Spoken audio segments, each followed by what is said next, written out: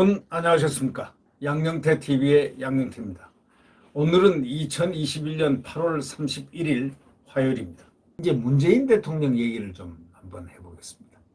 이 문재인 대통령은 김정은의 비핵화 의지, 비핵화할 뜻이 있다는 걸 믿으라고 했지만은 그 말이 어떻습니까? 결국 부도수표였다는 것이죠. 왜? 그제 신문에 났지 않습니까? 영변 원자로가 재가동 했다는 것.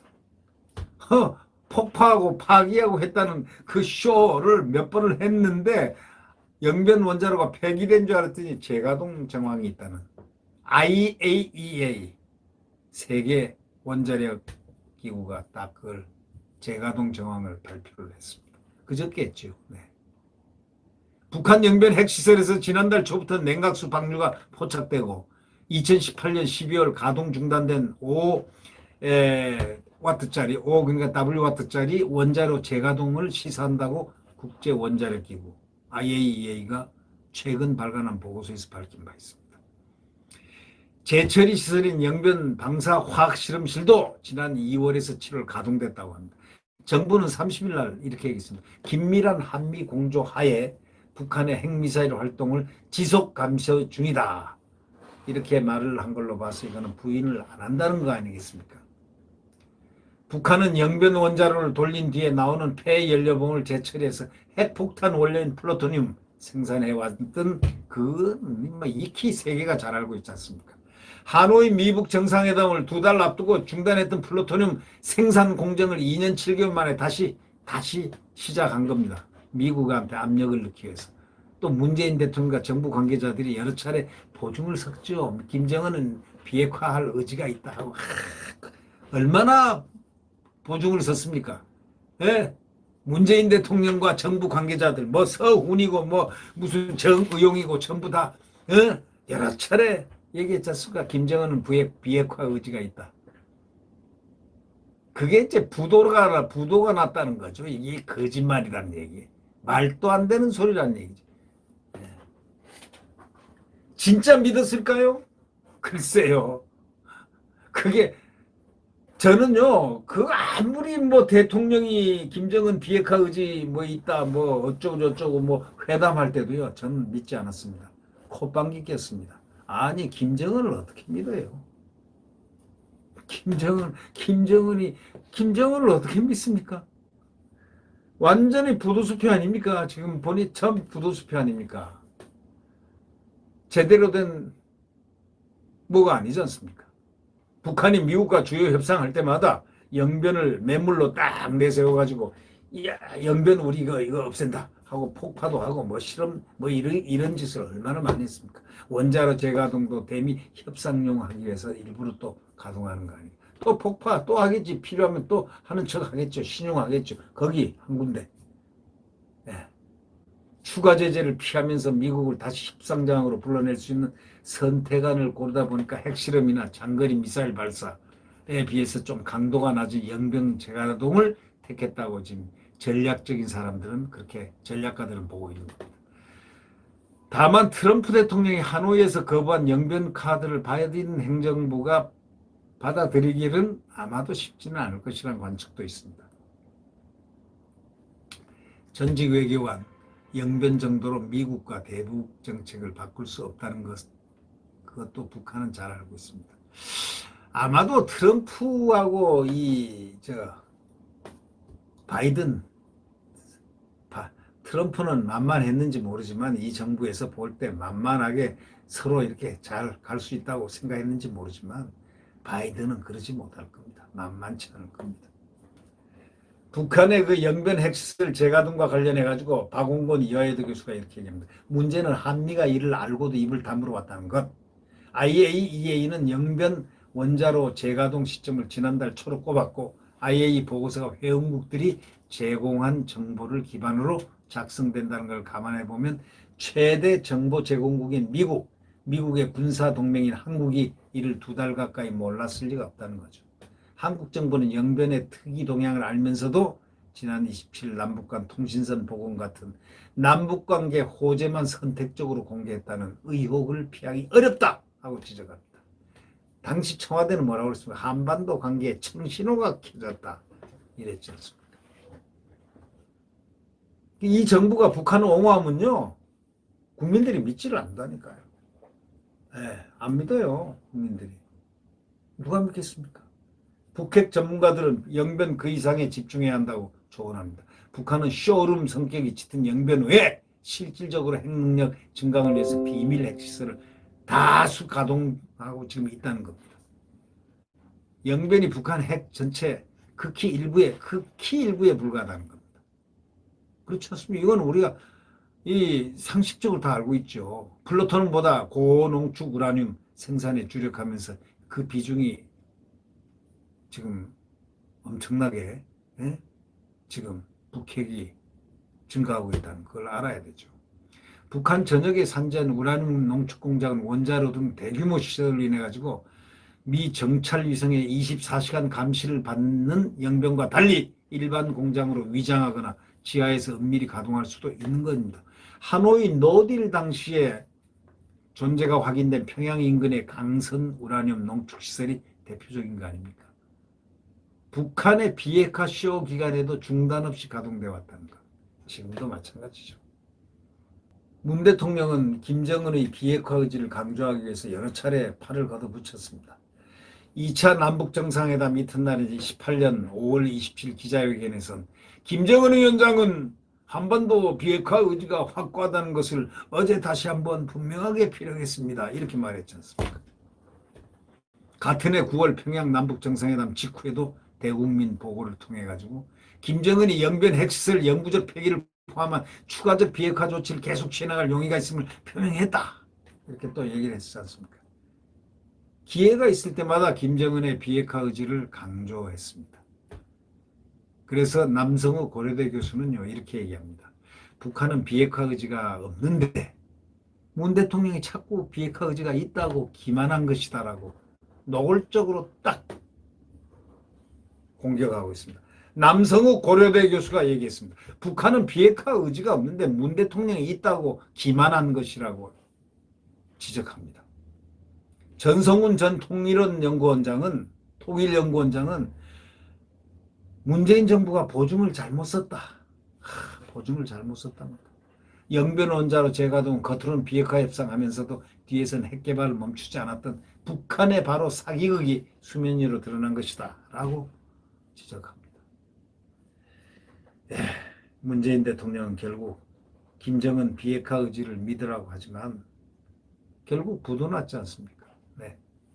네, 구독 버튼과 엄지를 눌러주시면 감사하겠습니다.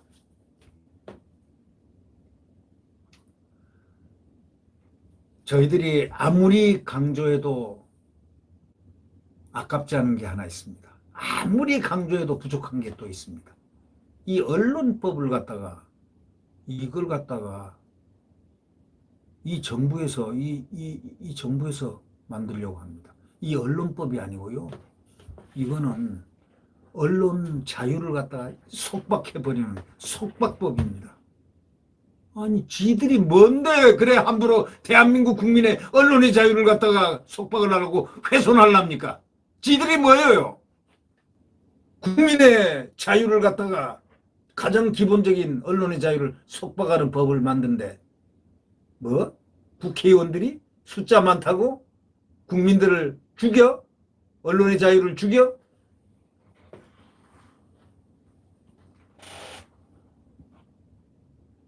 이 나중에 이 국민들요 지금 가만히 있는 줄 알지만 가만히 안 있어요. 지금 국민들 화가 나면요 코로나고 뭐고 없습니다. 거리두기고 뭐고 정말 화가 나면 말이죠 국민의 자유를 빼앗기는데 언론의 자유를 빼앗기는데 가만히 있겠습니까? 더불어민주당 윤호중 국민의힘 김기현 대표는 뭐 국회의장실에서 회동하고 뭐 그냥 뭐 지금 회의 거듭하고 했지만 윤호중이가 또 누굽니까? 법사위원장 할 때 그 공수처법 통과시킬 때 하는 집 꼴을 보면은 이런 사람들이 지금 다 저기 강성 친문들 민주당에서조차 지금 이러면 안 된다. 언론의 자유를 갖다가 훼손해서 되겠느냐. 이 여당의 원로들도 지금 충고를 얼마나 하고 있습니까? 이럴 때 국회의장은 말이죠. 이 국민의 언론의 자유를 침해해서는 안 된다라고 해야 되는데, 이 박병석도 제가 알고 있기에는 국회의장한 사람이 언론인 출신으로 알고 있는데 아닌가요? 중앙일보 기자 했었나? 이렇게 미적되면 됩니까? 그래가지고 통과시켜가지고 잘 될 것 같아요? 국민을 옥조해가지고 또 정권 재창출해가지고 그 다음에 이 나라를 어디로 끌고 가려고 그러십니까? 더불어민주당이 일방적으로 밀어붙여온 언론중재법 개정안 국회 본회의 상정 놓고 어저께 하루에만 4차례 원내대표 만나고 했지만 결국 결렬됩니다. 이거 왜? 이자들의 마각이 뭔지 아십니까? 구속시켜놓고 정권 한번 다시 하고 권력을 영원히 누리겠다는 그런 뜻 아니고서야 왜 민주주의를, 자유민주주의를 훼손하겠습니까? 훼손하려 하겠습니까? 말은 징벌적 손해배상 등 독소조항을 뭐 어쩌고 저쩌고 뭐 이렇게 처리하지 않으면 안 된다 하고 국민의힘은 얘기하지만 독소조항 정도가 아니에요. 이거는 국민의 자유를 빼앗는 아주 나쁜 정말 침탈입니다. 국민의 자유권을 빼앗는 침탈 조항입니다. 독소 정도가 아닙니다. 이거는 맹독성입니다. 민주당은 지금 역사 앞에 죄를 지고 있는 겁니다. 윤호중 원내대표하고 국민의힘 대표하고 박병석 국회의장하고 뭐 4차례나 만나봤지만 결론을 내지 못합니다. 그들이 포기하지 않는다면 대통령이 침묵하지 말고 이거 하지 마라 하지 않는 이상은 안 됩니다. 왜? 대통령이 하고 있기 때문 아니겠습니까? 나 다 그렇게들 짐작을 합니다. 대통령이 너 안 돼 한마디면 되는데 왜 안 합니까? 대통령이 한번 의견을 내야 되는 거 아닙니까? 아, 이건 안 된다. 언론의 자유 침해하면 국민의 기본권이 훼손된다. 이거 큰일 난다. 헌법 위반이다. 이렇게 얘기를 해야 되는데 아직까지 대통령이 말을 안 하고 입을 딱 봉하고 있습니다. 특유한 그의 화법이죠. 말을 하지 않는다. 침묵을 백신에서는 막 K-방역 말을 많이 하지만 이상하게 어떨 때는 말을 일체 표현 안 합니다. 한번 보십시오. 추미애 때 추미애가 저렇게 개판치고 말이죠. 그렇게 윤석열 총장을 갖다가 들었다 놨다 검찰을 들었다 놨다 부수고 바수고 막 그냥 법을 위반하면서 그냥 마음대로 수사 배제하고 검찰총장 권한 오버 패스하고 이걸 하더라도 대통령은 말 한마디 안 했잖아요. 결국 저는 그렇게 생각합니다. 문재인 대통령이 윤석열 검찰총장으로 하여금 대통령의 정치의 길에 나서게 한 것이 아닌가. 간접적인 어떤 그런 기능도 있었을 것이다. 추미애는 직접 행동함으로써 저렇게 탄압받으면서 살아있는 권력을 집중적으로 법과 원칙에 따라서 국민을 바라보고 가는 저 윤석열을 저렇게 탄압할 수가 있어? 이것 때문에 국민들이 지금 지지한 겁니다. 국민들은 아파하는 윤석열과 함께 아파하고 분노했기 때문에 꽃길이 아닌 현극의 길을 같이 걸어왔던 겁니다. 국민들과 함께 걸어왔던 거. 그래서 윤석열 총장이 지지율이 저렇게 아주 그냥 딱 독사가 머리 세우듯이 지지율이 딱 서고 있는 바로 이유가 그거 아니겠습니까? 하루 종일 뭐 진통하고 뭐 아무리 난리를 치고 해봐야 딱 한 가지 대통령이 이거 언론법 이거 국민의 자유 언론의 자유를 훼손시키는 법 이거 해서는 안 됩니다 하고 한마디만 의사표명만 하면은 될 텐데 그 얘기가 좀 아직 나오지가 않습니다. 네. 아니 그 정치평론을 했던 그 정무수석 이철이 그 양반은 같이 그 정치평론도 몇 번 해봤는데 아주 참 사고가 상당히 폭이 넓고 유연성이 있는데 이 양반은 왜 이렇게 조용한지 모르겠어요. 거기만 들어가면 구중궁궐이라는 거 제가 잘 알긴 알지만 아니 이번 교중궁궐은요 엄청나요. 담벼락이 말이죠. 그냥 하늘을 솟고 담벼락을 쳐놨어요. 좀 이 언론훼손법에 대해서 청와대에서 대통령의 의사표시가 있어야 된다고 정무수석이 그걸 조언해야 되는 거 아닙니까? 정무수석이 뭐 하는 겁니까? 만약에 이 언론중재법이라는 이름 아래 포장된 소위 언론재갈법을 상정시켜서 통과를 시키는 날에는요, 그 후유증은요, 자기들이 바라는 꿈보다 훨씬 능가할 정도로 압도할 것입니다. 네. 꿈? 제가 한마디 충고하죠. 꿈에서 깨어나라. 환상의 꿈에서 깨어나라. 국민의 언론의 자유를 침탈하려는 언론 재갈법 통과, 그리고 그 꿈을 벗어나라. 참 꿈에서 벗어나길 바랍니다. 제발 자신을 잘 돌아보십시오. 자신들은 자유민주주의 속에서 권력까지 향유하게 된 이 마당에 이제 국민들의 자유권, 자유 언론의 자유까지 꽉 묶어버리라고요? 덮어버리려고요? 뭉개버리려고요? 안 되죠? 네. 자유민주주의 대한민국은 영원히 잘 지켜져야 됩니다.